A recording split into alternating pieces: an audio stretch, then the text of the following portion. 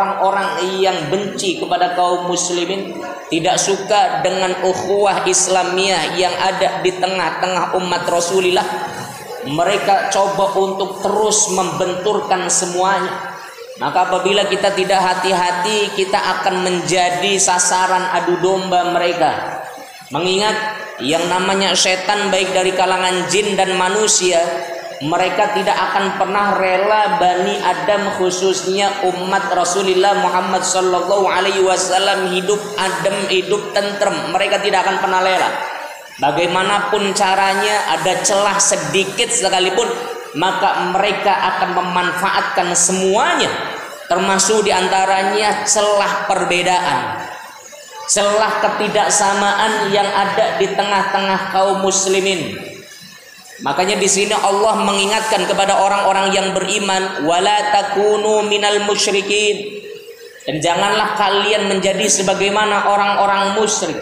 Siapa orang-orang musyrik itu? Minal ladzina farraqu dinahum wa kanu syi'an kullu hizbin bima ladaihim farihun. Yakni mereka yang memecah belah agamanya menjadi beberapa kelompok, menjadi beberapa golongan, sehingga kemudian mereka bangga ketika ada di dalamnya, dan masing-masing kelompok saling membusungkan dada karena kesombongannya. Ini orang-orang musyrik. Kalau kita amati, kalau kita pelajari, orang-orang musyrik diantaranya adalah orang-orang Yahudi, orang-orang Nasrani terlebih lagi. Mereka perpecahannya luar biasa, Pak. Kalau kita lihat orang-orang Nasrani, antara satu sekte dengan sekte lainnya, mereka antipati, mereka tidak akan beribadah bersama.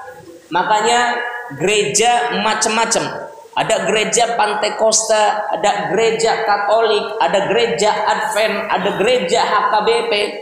Ini khusus untuk kelompoknya masing-masing. Orang Kristen Protestan ibadahnya harus di gerejanya Kristen Protestan. Orang Kristen Katolik ibadahnya hanya di gereja Katolik. Orang Kristen Advent ibadahnya hanya di gereja Advent, termasuk HKBP dan yang lain. Mereka hanya akan beribadah di gerejanya masing-masing. Ini bukti apa? Bukti bahwa sesungguhnya keterpecah belahan di tengah-tengah mereka lebih dahsyat daripada keterpecah belahan kaum muslimin. Ini menunjukkan bahwa keterkotak-kotakan mereka lebih parah daripada apa yang terjadi pada kaum muslimin. Kalau kita umat Islam, ada yang Muhammadiyah, ada yang NU, ada yang Persis, ada yang HTI dan lain sebagainya. Kita bebas mau sholat di mana saja. Misal kita NU, kita mau sholat di perjalanan berhenti di Masjid Muhammadiyah, kita sholat di Masjid Muhammadiyah, boleh atau tidak? Boleh. Atau orang Muhammadiyah lagi safar di perjalanan mau sholat, kemudian sholat ada masjid-masjid NU, boleh atau tidak? Boleh, bebas. Orang HTI mau sholat di masjidnya orang NU, orang Persis mau sholat di masjidnya orang NU, boleh. Ini yang terjadi di kaum muslimin. Jadi kalau misalnya Allah Subhanahu wa taala mengingatkan di dalam firman-Nya, wala takunu minal musyrikin, dan janganlah kalian menjadi sebagaimana orang-orang musyrik, karena memang hakikatnya keterpecah belahan yang terjadi pada diri mereka itu lebih parah daripada apa yang terjadi pada umat Rasulullah Muhammad sallallahu alaihi wasallam. Kalau mereka masing-masing kelompok ibadahnya khusus di gerejanya masing-masing. Kalau kita bebas mau sholat di mana saja, yang penting masjid, yang penting musola, yang penting di situ memang tempatnya suci untuk kita melaksanakan sholat, maka kita boleh untuk melakukannya.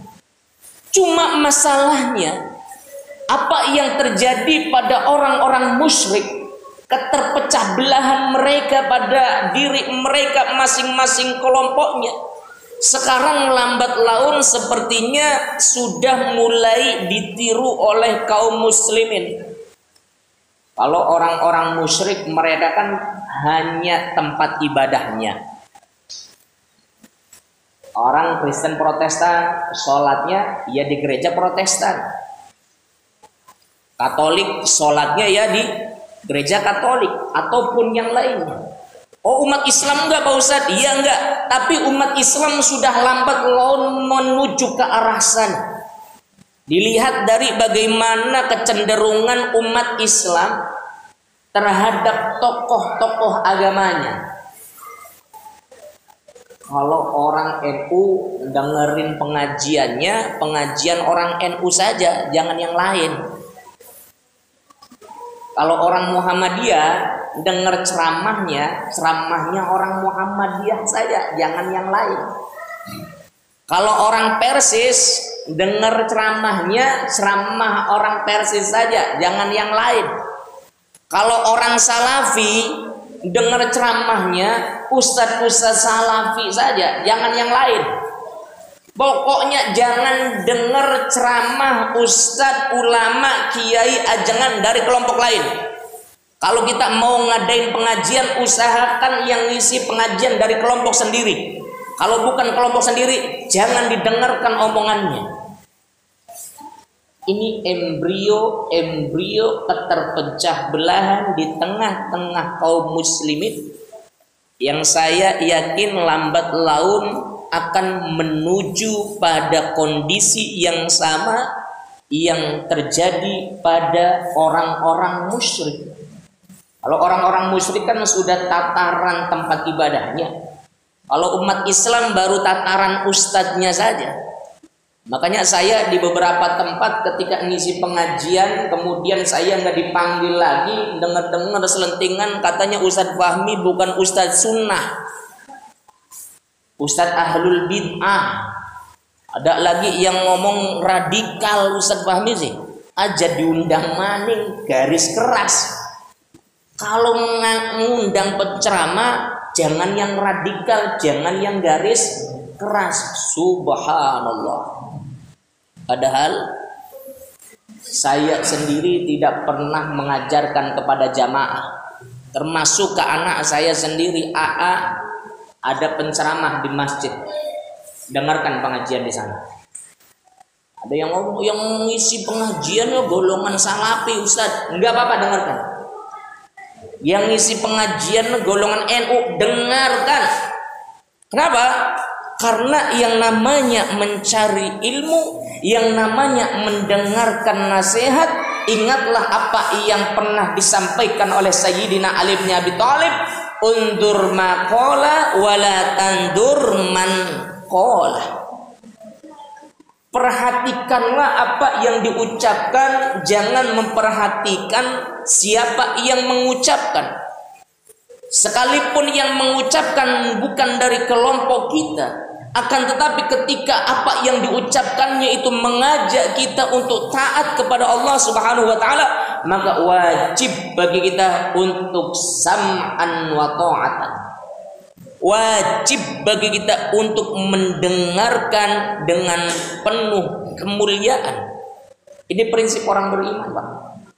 Ini prinsip orang yang benar-benar hendak menjaga ukhuwah, menjaga tali persaudaraan sesama umat Rasulullah Muhammad sallallahu alaihi wasallam.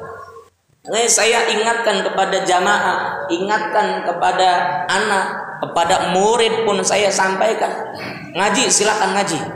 Yang penting yang disampaikan ayat Al-Quran, hadis-hadis Nabi, ijma' sahabah, termasuk kiasnya pun kias syar'i, maka wajib bagi kita untuk memuliakannya.